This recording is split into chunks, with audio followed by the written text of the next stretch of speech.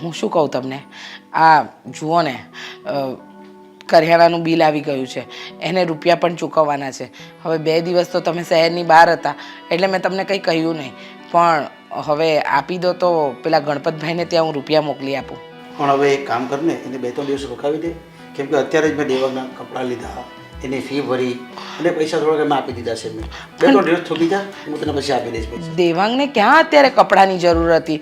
તમે ગયા મહિને તો એને 10,000 થી 15,000 રૂપિયાના કપડાં અપાવ્યા હતા. હવે તમે આમ શું કામ એની પાછળ ખોટા રૂપિયા વેડફો છો? હવે એને થોડી ટી શર્ટ લેવી હતી તો સસ્તામાં સસ્તી અને 1,500-2,000 રૂપિયામાં 3 મળતી હતી તો લઈ લીધી. અરે શું વાત કરો છો તમે?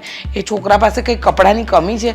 હવે ગયા મહિને તમે એને મોબાઈલ અપાવ્યો, સ્માર્ટ વોચ અપાવી, આટલું બધું તો તમે એને દર મહિને કંઈ ને કંઈ અપાવતા રહો છો.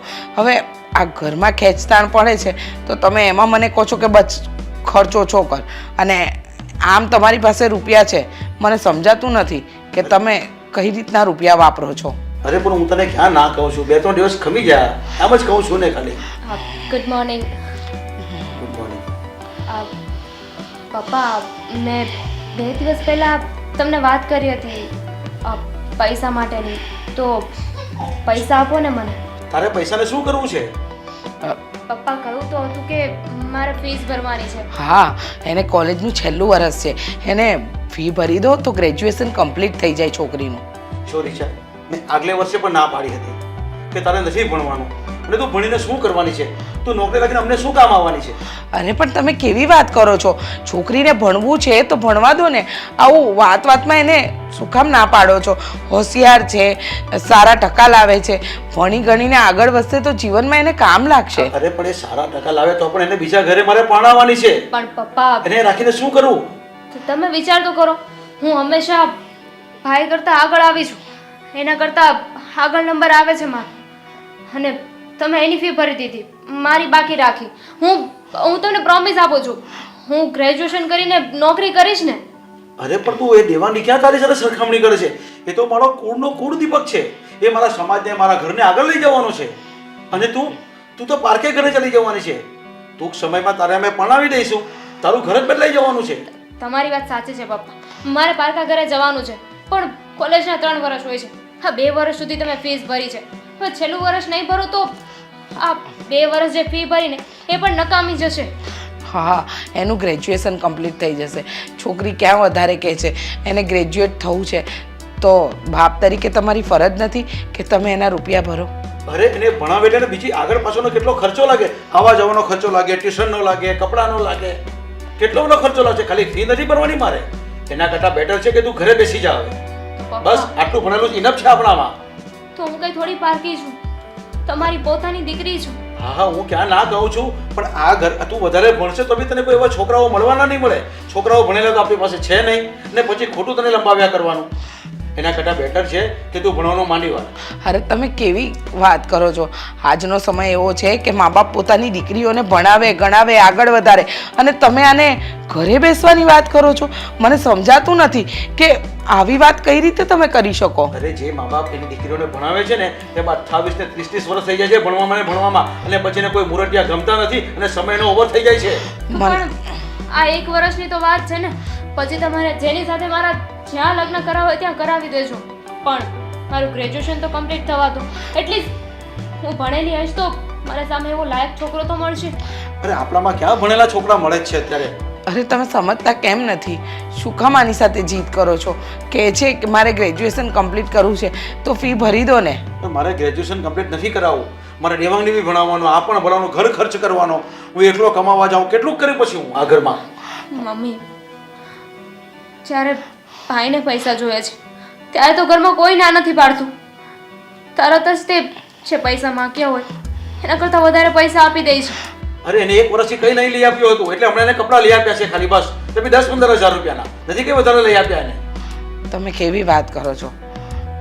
ખબર છે મને કે આ તમારી સગી દીકરી નથી, એટલે તમે આવો વેરો વંચો કરો છો. કંઈ નહીં બેટા, તું જા, તારી ફીનો બંદોબસ્ત હું કરીશ.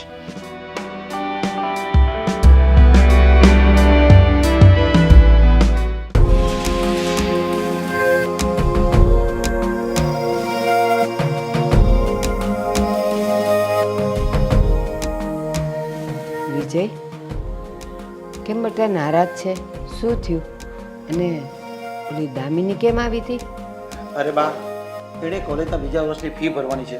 આગલે વર્ષે પણ એને ના પાડી હતી કે તારે નથી ભણવાનું, તો જેમ તેમ કરીને એને 1 વર્ષ ભણાવી. હવે આ વર્ષે પાછી ફી ભરવાની. હું તને એ જ કહું, છોકરીની જાત છે. છેલ્લે ભણીને તો એને રસોડું જ હાચવવાનું છે ને, તો એને ભણાવવાનું શું કામ છે? પણ બા, મેં પણ એ જ એને કીધું કે સમજવા જોઈએ ને. પણ મેં ના પાડી દીધી છે ચોખ્ખી કે હું કંઈ ફી ભરવાનો નથી. હવે એની મમ્મી એની કહેતી હતી રીચા કે હું કરી દઈશ, ચેક આઉટ કરીને જ્યાંથી લાવો ત્યાં હું પૈસા આપવાનો નથી. અને હા, તમારી પાસે માંગે ને તો તમે ના પાડજો. મારી પાસે તો આવે જ નહીં, કારણ કે મારી પાસે તો પૈસા જ ક્યાં છે. અને આવશે તોય કહી દઈશ કે તાર બાપ પાસે માગ. અને હું તને એમ કહું છું કે જ્યારે તાર લગ્ન કરવા હતા ને ત્યારે આપણને ખબર પડેલી કે એને એક છોકરી છે, ત્યારે જ મેં તને ના પાડી હતી ને કે આપણે એ છોકરીવાળી હારે લગ્ન નથી કરવા. પણ તું માન્યો નહીં, ગમી ગઈ હતી તને.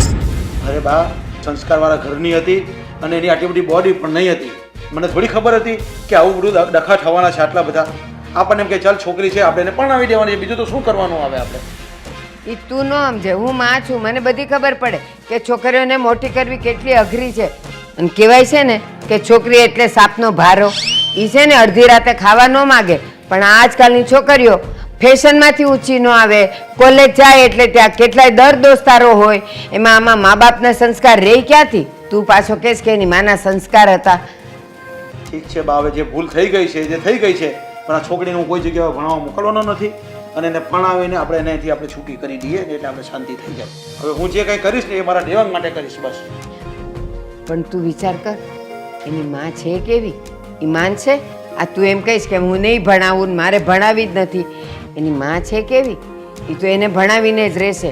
એટલે કહેતી હતી કે છોકરીવાળા હારે કરાય જ નહીં લગ્ન. આ વર્ષે હું પાછો માની જાઉં તો આવતા વર્ષે પાછું ભણવાનું આવશે 1 વર્ષનું. આમ કરતા 3 વર્ષ પૂરા કરશે. અને આપણે કંઈ કામની નથી, એ બીજાના ઘરે જ જવાની છે. આપણા ઘર તો રહેવાની નથી. તેને ભણાવીને આપણે શું કરવું? અને તું શું માને છે કે તું જે છોકરો બતાવીશ એની હારે એ લગ્ન કરશે? ના, નહીં કરે. હજી વાર છે કરીને પછી કોકના પ્રેમમાં પડશે. અને પ્રેમમાં પડે એટલે પછી શું થાય તને ખબર જ છે. આજકાલના છોકરા છોકરીઓ કેટલું રખડતા હોય. આ બધી વાતની મને ખબર છે, એટલે તો એને ભણાવવાનું ના પાડો છું. એ ભણાવે એ અરસામાં ક્યાં ને ક્યાં જતા હોય કાંઈ ખબર નહીં. કદાચ છોકરીઓ સારી હોય તો છોકરા પણ એવા હોય છે. સાચી વાત છે, છોકરા અને છોકરીઓ. પણ હું તને એમ કહું છું, રીચા તને ગમે એટલું સમજાવે અને એ તારી પાસેથી પૈસા માગે ને કે મારે આમ લાવવું છે, મને આપો તો આપતો જ નહીં. એ તું જે પૈસા આપીશ ને એ એની છોકરીને ફી ભરવાના પૈસા દેશે અને એ એને ભણાવશે. પણ હવેથી બધું કરિયાણું બી આપણે ઉધાર લાવવાનું છે. હું ત્યાં ચૂકવી દઈશ, બધું ગૂગલ પેમેન્ટ જ કરીશ. એને રોકડા આપું જ નહીં હવે એને. બસ એને કહી દેજે ઘરમાં જે પણ કાંઈ જોઈએ ને એ બધુંય હું તને લાવી દઈશ. તારે કાંઈ લેવા નથી જવાનું. શાકભાજી એ નહીં તો એમાંથી 50 રૂપિયા બચાવીને ઓલીને દે ને. અને હું એમ કહું છું, હવે આ એનું ભણવાનું છેલ્લું વર્ષ જ છે ને, તો ગોતવા માંડ ને. અને જેવો સારો છોકરો મળે ને એટલે આ વર્ષ આ બાજુ પૂરું થાય ને આ બાજુ એને ઘરે બારે કરી નાખીએ, એટલે બધાય જવાબદારીમાંથી છૂટીએ. તો હું છે ને આપણા સમાજમાં પેલા નરેશભાઈ છે, મહેશભાઈ છે, પ્રદીપભાઈ છે ને, બધા એ બધા મને મળતા જ હોય. એનું આજે કહી જ દઉં છું કે ભાઈ કોઈ સારો મુહૂર્ત હોય ને તો મને કહેજો, મારી દીકરીને લગ્ન કરી દેવા છે. આમ જ કહી દેવાનું. કારણ કે મને તો એમ લાગે છે કે એની માં છે ને એને ચડાવે છે, એનું ઉપરાણું લે છે. જો એ જરાય એમ કહીશ કે ના તાર બાપાએ ના પાડી એટલે હવે તાર નથી ભણવું અથવા તો આટલું ભણીને પૂરું કર, પણ કાથી કહીએ? એના માટે તો અહીંયા આવી છે, અહીંયા ભણાવવા, આપણું બધું ખાવા માટે, મારા દેવાંગમાંથી ભાગ પાડવામાં તો આવી છે. હા, દેવાંગમાંથી એનો ભાગ પાડે. હા, તો એનો અર્થ એવો જ થાય ને. પણ હું એને કાંઈ આપવાનો નથી. એને ભણાવવા બી નથી માંગતો ને ભણાવવાનો પણ નથી. હા, સાચી વાત છે. અને કહી જ દેજે ચોખ્ખા શબ્દમાં કે હું એનું ગોતું છું, જેવું મળે એવું એને બેસાડી દેવાની છે. પછી ત્યારે એનું ભણવાનું અધૂરું રહે કે પૂરું રહે એ કાંઈ હું જોવાનું નથી.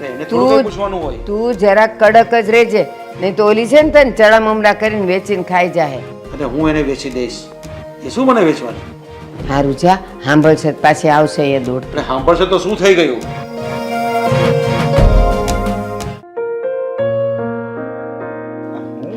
તે બેન અહીંયા મને બોલાવ્યો છે, તું કઈ કહેતી તો નથી. આ મારે ઓફિસેથી છે ને મારું કામ મૂકીને અહીંયા આવવું પડ્યું.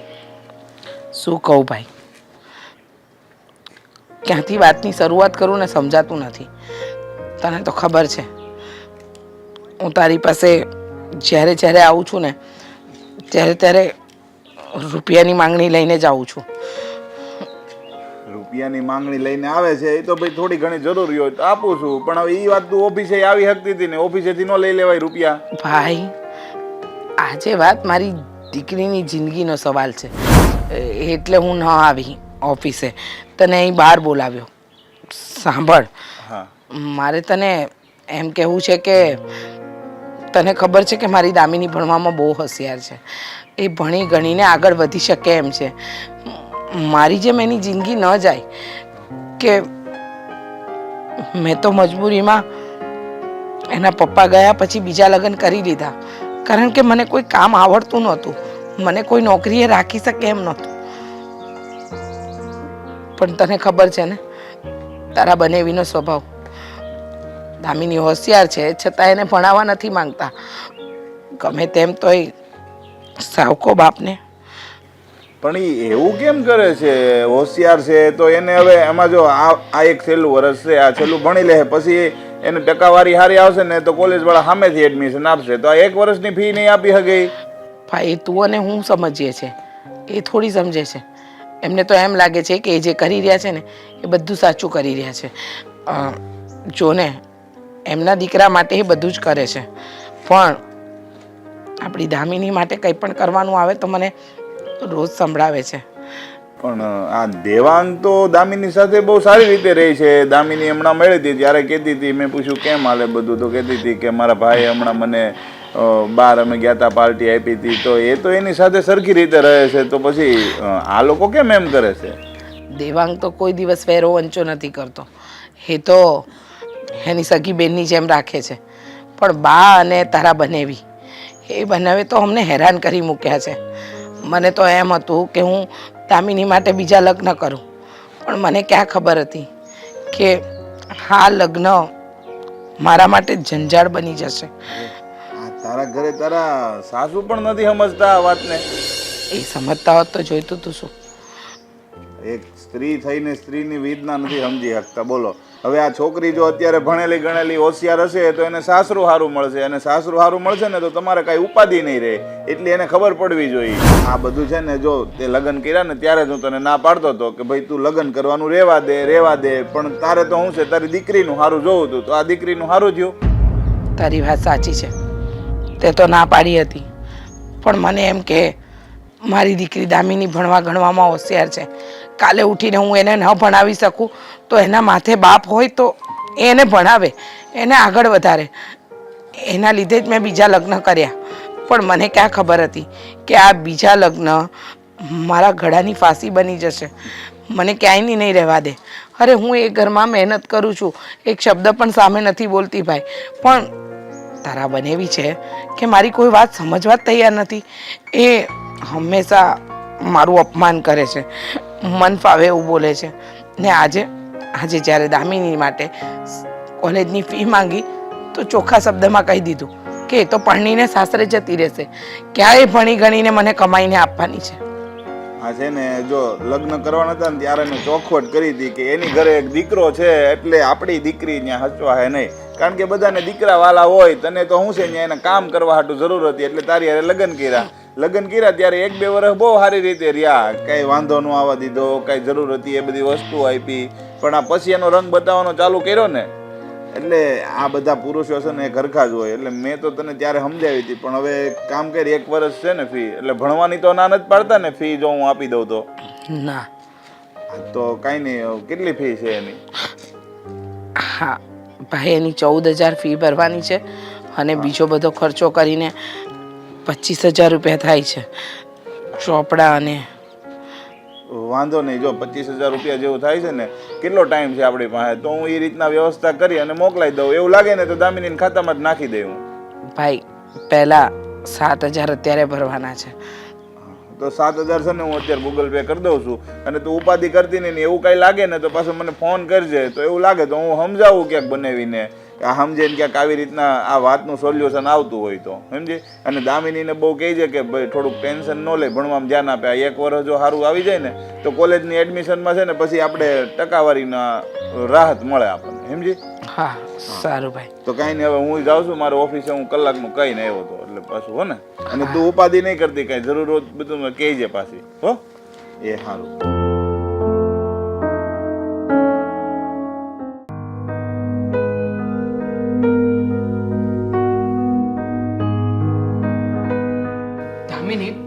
આપણે સ્ટડી બોલ. શું થયું આ રડે છે કેમ? ક્યાં રડું છું? આ આંખમાં ધૂળ ગઈ છે. સાવ ખોટું બોલવાનું. હા, તું જ્યારે ખોટું બોલે છે ને ત્યારે મને ખબર પડી જ જાય છે આ તારા ચહેરા ઉપરથી. છતાં પણ આ ખોટું બોલવાની આદત છોડીશ નહીં. શું થયું છે? કંઈ પ્રોબ્લેમ જેવું છે? જો કોલેજમાં કોઈ હેરાન પરેશાન કરે છે? નામ આપને ખાલી. ના ના, તો શું પ્રોબ્લેમ છે?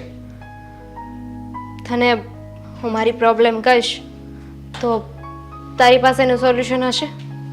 અરે ગાંડી ભાઈ છું તારો. હા, તારી બધી જ વાતનું સોલ્યુશન હશે મારી પાસે.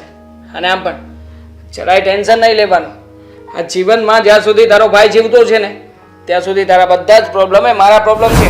હા, પછી ભલે તું તારા સસરાના ઘરે લગ્ન કરીને પણ ચાલી જાય, છતાંય તને ક્યારેય પણ પ્રોબ્લેમ હોય ને તારા ભાઈને યાદ કરજે. તારો ભાઈ હંમેશા તારી મદદ કરશે. શું થયું છે? કહેવા માટે તો આપણે બંને ભાઈ બહેન છીએ, પણ જો ને તારી લાઈફ કેટલી અલગ છે, મારી લાઈફ કેટલી અલગ છે. તને શોપિંગ કરવા માટે પણ પપ્પા 15,000 આપી શકે છે અને મારે કોલેજની ફી ભરવાની છે, છતાંય ના પાડે છે. બસ આટલી જ વાત છે ને? અરે તારા માટે એટલી વાત છે, મારા માટે નહીં. કારણ કે પપ્પા એ તારા પપ્પા છે ને, તું પપ્પાનો સગો દીકરો છે અને હું પપ્પાની સાવકી દીકરી. મમ્મી પપ્પાના લગ્ન થયા, મમ્મીએ તો તને સાચવી લીધો, તારું ધ્યાન રાખે છે, પોતાનો દીકરો બનાવી લીધો. પણ મને પપ્પા અપનાવી ના શક્યા. કહ્યું નથી તને કોઈ દિવસ, પણ સાચું કહું ને તો તું મારી સાથે સરખી રીતે રહી છે, મને સગી બેન માને છે, પણ પપ્પાનું શું?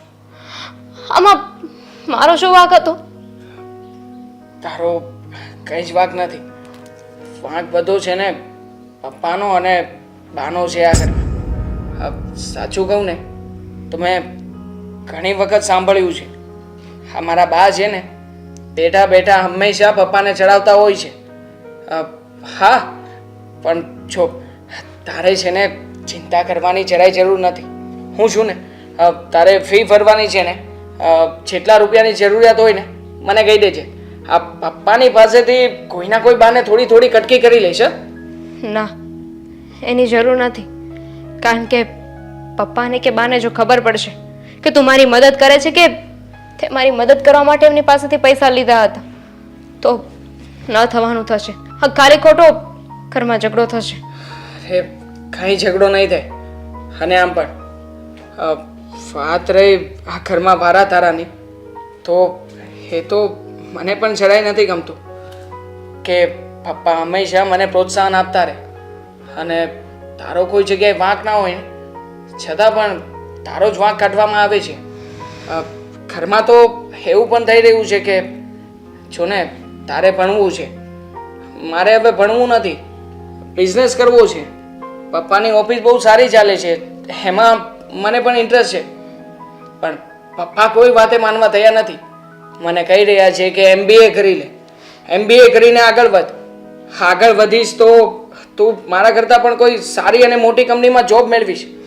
હવે પોતાની કંપની ચાલતી હોય છતાં પણ મને જોબ મેળવવા માટે કહી રહ્યા અને એના માટે મને ભણાવવા પ્રોત્સાહિત કરે છે. બોલ, પણ જવા દે ને, પપ્પા છે ને, હવે એની વાતને કંઈ ગણીને કાંઠે થોડી બાંધવાની હોય.